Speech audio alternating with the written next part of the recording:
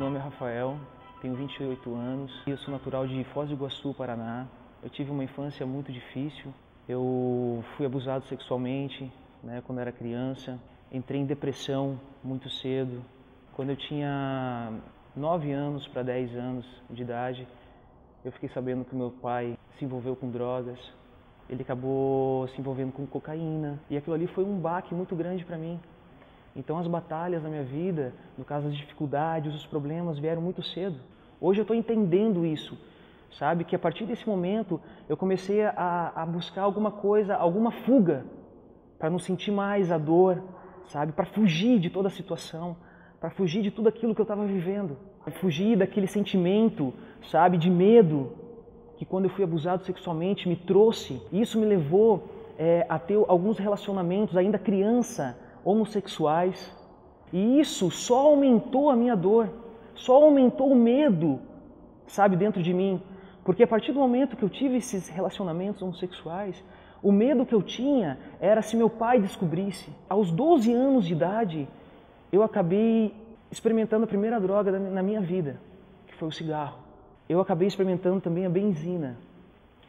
Disso, a partir daí, abriu um leque na minha vida, no caso, um leque de vontades, no caso de descobrir algo novo, entendeu? Que viesse me trazer um conforto, que viesse a fazer eu esquecer de tudo aquilo que eu estava passando. Eu comecei a andar com alguns skatistas no meu bairro, e eu sabia que essa galerinha fumava maconha.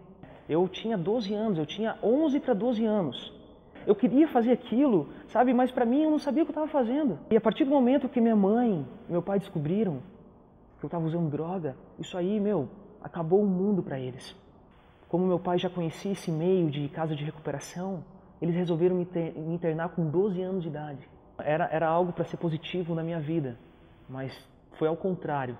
Então eu entrei dentro de uma casa de recuperação onde só tinha pessoas que eram dependentes de crack, dependentes de cocaína, pessoas que tinham uma dependência muito forte com álcool. E eu acabei ouvindo tudo aquilo, eu acabei absorvendo de uma forma, entendeu? Eu quero experimentar isso aí também.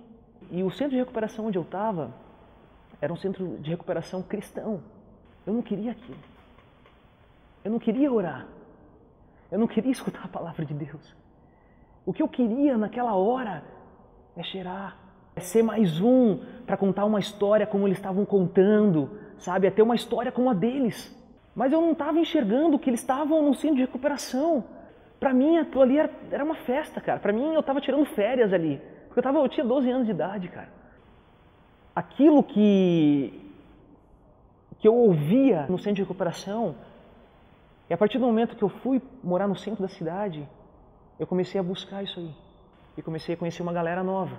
E aí começou a maconha na minha vida. Até o momento que eu cheirei a primeira vez a cocaína. Eu conheci uma menina na escola onde eu estudava. Era uma menina que já era usuária de cocaína, que sempre me falava, cara, é muito louco, cara, a cocaína é muito massa, tal. E eu entrei nessa onda. Só que, aonde que eu ia comprar a cocaína? Aonde que eu ia atrás dessa parada? Eu lembrei de um lugar onde o meu pai falou que ele buscava cocaína. No centro da cidade. Eu juntei dinheiro e fui nesse lugar, cara. Na caruda mesmo. Entendeu? Eu bati na porta e falei, eu quero 2 buchas. Nessa época, eu tinha 13 para 14 anos. E eu peguei aquilo. Aí me encontrei com ela e a gente acabou indo num clube que tinha no centro da cidade, um clube que era aberto. E ali foi a primeira vez que eu cheirei cocaína. E foi exatamente aquilo que eu tinha escutado no centro de recuperação. A partir desse momento, eu me afundei na cocaína. Tudo isso, cara, foi trazendo um desgaste muito grande na minha família. Que chegou um momento que os meus pais se separaram. Pra mim isso aí, cara, foi muito bom, brother. Eu gostei demais que isso aconteceu. Por quê, cara? Porque eu me senti mais livre. Meu pai já não estava mais na minha casa. E minha mãe já não tinha um controle sobre a minha vida. E nesse tempo né, de uso de cocaína, sabe?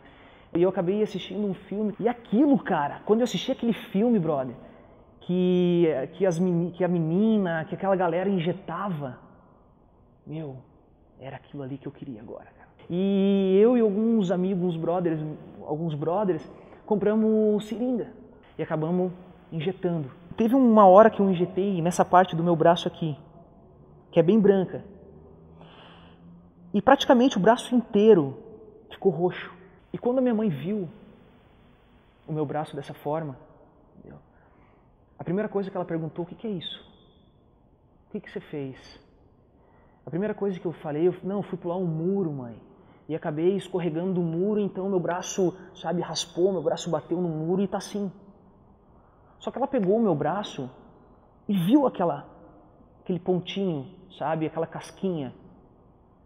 Naquele momento ela já se flagrou na hora do que estava acontecendo. Só que ela não me falou nada no momento. O que ela fez? Ela tinha um médico amigo dela e ela passou a situação para o médico. O médico, a primeira coisa que o médico falou: tira o Rafael de Foz do Iguaçu. Interna o Rafael. Porque ele já está usando droga injetável. Na outra semana, eu já estava dentro de um avião indo para Curitiba no centro de recuperação. Era uma clínica médica à base de remédio, onde você passava por uma situação que você ficava sentado no meio de todos os internos e tinha um psiquiatra que começava a fazer perguntas para você, e no final dessa reunião eles te pegavam, colocavam uma camisa de força em você e te amarravam numa cama para te dar uma lição. Eu tinha 15 anos de idade. A primeira coisa que eu fiz, falei: mãe, por favor, me tira daqui. Eu fiz uma pressão tão grande, tão grande, tão grande que minha mãe acabou me tirando de lá. Só que, quando eu voltei, eu acabei conhecendo outro tipo de droga, que foi o crack, que foi a mais destruidora de todas. Aí foi o fundo do poço. Aí passei por mais 2 casas de recuperação. Só que, cara, sempre quando eu voltava, cara, eu ficava uma semana sem usar droga e acabava usando novamente. Sabe, não foi eu que decidi, no caso, não, eu quero me internar, sabe, eu quero sair dessa, eu quero largar, não. Foi porque eu via a minha mãe chorando, eu via a minha mãe sofrendo, eu não aguentava mais, cara, não aguentava mais chegar em casa, sabe, olhar a cara da minha mãe e falar: mãe, me desculpa. Eu usei droga a madrugada inteira. Eu parei o carro na frente do meu prédio, cara. Eu tenho que inventar uma história. Eu tenho que falar alguma coisa pra minha mãe, cara. Eu comecei a me dar soco na cara. Cara, mas eu comecei a me esmurrar para ter uma história para contar para minha mãe. Para falar assim: mãe, eu não cheguei em casa porque eu apanhei, porque eu briguei, então eu não quis chegar em casa dessa forma. Só que, cara, eu tava tão fora de si que, cara, depois, no outro dia, eu vi a situação do meu rosto, cara. Eu não acreditei que eu mesmo tinha feito aquilo comigo, cara. Eu não acreditei nisso, cara. Eu falei: meu Deus, cara, o que eu fui fazer, cara? Porque eu fiquei deformado, brother. Eu fiquei deformado. Bom, a decisão da minha mãe naquela época foi: vai morar com seu pai. Se você ficar aqui, você vai morrer. E foi a decisão que a gente tomou. Eu vim morar em Santa Catarina com meu pai. Só que eu vim pra cá com um pensamento: só vou ficar fumando maconha. Só vou ficar fumando meu baseado, meu breu, entendeu? Vou ficar de boa, sabe, cara? Vou plantar, vou colher, entendeu? Não quero nada químico. Quero ficar de boa, tá ligado? Só quero ficar de boa. Quando a gente veio pra Balneário Camboriú, cara, eu conheci uma galera, entendeu? Que me levou a fumar o crack novamente aqui. E quando eu vi, cara, eu tinha entrado numa depressão tão profunda que eu só pensava em me matar. E nisso, cara, eu comecei a clamar para Jesus. Um Jesus que eu não conhecia, mas eu sabia que ele poderia fazer alguma coisa. A namorada do meu pai na época, ela ligou para esse psiquiatra. Ó, a situação é essa, eu tô com o filho do meu namorado nessa situação, ele só se pensa em se matar. Acabei sendo internado nessa clínica de psiquiatria. A primeira vez que eu pisei nessa clínica, eu conheci uma psicóloga. E quando eu comecei a conversar com essa mulher, parecia que ela entrou dentro de mim, cara, e começou a falar, cara, tudo que eu tava sentindo, cara. Começou a falar, começou a revelar, cara. Não, você tá sentindo isso, né? É isso que eu tô sentindo. Você tá pensando nisso, né? É isso que eu tô pensando.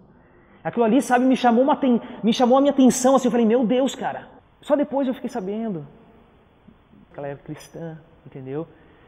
E nessa clínica de psiquiatria, tinha um pastor de uma igreja que levava a palavra todo dia de manhã, cara. Sabe, a gente ansiava por aquilo, cara. E a partir dali eu comecei a ter um encontro com Jesus. Jesus começou a falar através dos salmos. Entendeu? Começou, sabe, a trazer uma palavra, sabe, de esperança dentro do meu coração. A minha conversão começou ali dentro daquela clínica de psiquiatria. Acabei saindo da clínica. Eu sabia que eu precisava ir para a igreja. Eu sabia que eu precisava ficar firme na igreja. Só que eu não fiz. Só que eu não frequentei a igreja. Eu frequentei 1, 2, 3 vezes. Depois eu já falei, não, estou bem, cara. Estou bem. Não preciso ficar frequentando. Não preciso ficar indo nos cultos. Estou bem. O que aconteceu? Acabei caindo novamente. Acabei indo para o fundo do poço. Só que a minha mãe tinha gasto muito dinheiro comigo ali. Sabe, era a última esperança da minha mãe. Olha, se não resolveu o problema agora, não tem mais jeito. Minha mãe olhou para minha cara e falou assim, eu não aguento mais você. Eu não quero mais saber de você. E a minha namorada na época, que hoje é minha esposa, falou, eu também não. Eu também não quero mais saber de você. Cara, o meu chão, cara, se abriu. Eu não sabia mais o que fazer, cara. Lembrei de um brother que eu conheci dentro da clínica de recuperação.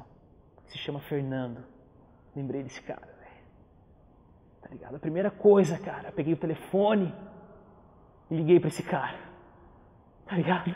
Falei, Fernando, eu não aguento mais, cara, essa vida que eu tô levando, mano.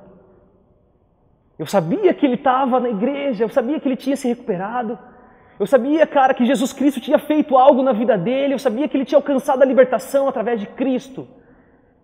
Eu quero, cara, isso que você tem, mano. Eu preciso da sua ajuda, cara. Isso foi num sábado. No domingo, cara, ele estava lá na minha casa. Ele me pegou e me trouxe para a igreja. Onde eu tive encontro com Jesus Cristo. Onde Jesus Cristo me libertou. Onde Jesus Cristo me curou. Onde Jesus Cristo restaurou a minha vida e da minha família. Porque hoje os meus pais, eles casaram novamente. Hoje a minha família inteira está restaurada. Nessa sede, nessa fome por Cristo, a gente começou a se aprofundar mais. A gente começou a ter experiências com o Senhor. A gente começou a ser ministrado, a gente começou a ser cuidado por um casal de pastores que eram usados pelo Senhor para nos dar a direção, para nos mostrar o caminho. Em junho de 2008, casei com a minha esposa. E um sonho que Jesus Cristo realizou na minha vida, que eu sempre ansiava, era ter um filho. E nesse ano de 2013, nasceu meu filho. Uma vitória, a minha herança, a minha bênção. Eu tenho um sonho de cuidar de vidas, de ajudar aqueles que estão passando pela mesma situação que eu passei, de pastorear ovelhas, de cuidar de uma igreja, de ter uma casa de recuperação, de ter um trabalho social. E eu já tenho a oportunidade hoje de pregar a palavra em alguns centros de recuperação, já tenho a oportunidade de pregar a palavra na igreja, né? De levar o meu testemunho, de falar o que Jesus Cristo fez, de falar o que Jesus Cristo realizou na minha vida e no meio da minha família. Essa é a perspectiva da minha vida hoje, é seguir esse caminho, sabe? É seguir isso que o Senhor colocou no meu coração. Vidas, esse é o meu foco hoje, vidas.